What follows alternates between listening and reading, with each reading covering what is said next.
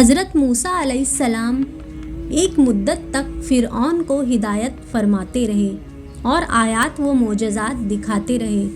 مگر اس نے حق کو قبول نہیں کیا، بلکہ اور زیادہ اس کی شرارت و سرکشی بڑھتی رہی، اور بنی اسرائیل نے چونکہ اس کی خدائی کو تسلیم نہیں کیا، اس لیے اس نے ان مومنین کو بہت زیادہ ظلم و ستم کا نشانہ بنایا۔ اس دوران میں ایک دم حضرت موسیٰ علیہ السلام پر وحی اتری کہ آپ اپنی قوم بنی اسرائیل کو اپنے ساتھ لے کر رات میں مصر سے ہجرت کر جائیں۔ چنانچہ حضرت موسیٰ علیہ السلام بنی اسرائیل کو ساتھ لے کر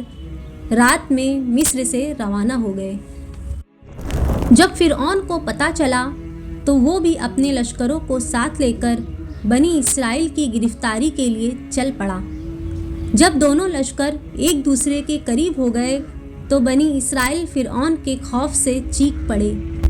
کہ اب تو ہم فرعون کے ہاتھوں گرفتار ہو جائیں گے، اور بنی اسرائیل کی پوزیشن بہت نازک ہو گئی، کیونکہ ان کے پیچھے فرعون کا خونخوار لشکر تھا اور آگے موجیں مارتا ہوا دریا تھا۔ اس پریشانی کے عالم میں حضرت موسیٰ علیہ السلام مطمئن تھے اور بنی اسرائیل کو تسلی دے رہے تھے۔ جب دریا کے پاس پہنچے تو اللہ تعالیٰ نے حضرت موسیٰ علیہ السلام کو حکم فرمایا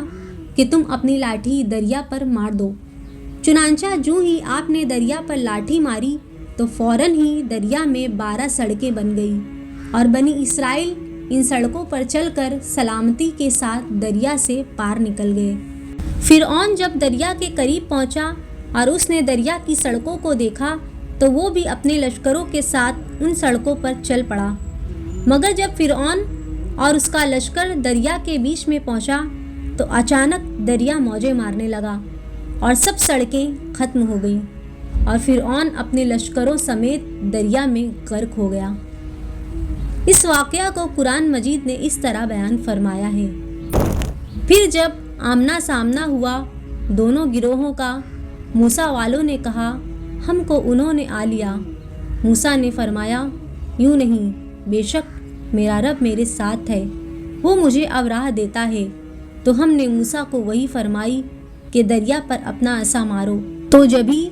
دریا پھٹ گیا تو ہر حصہ ہو گیا جیسے بڑا پہاڑ، اور وہاں قریب لائے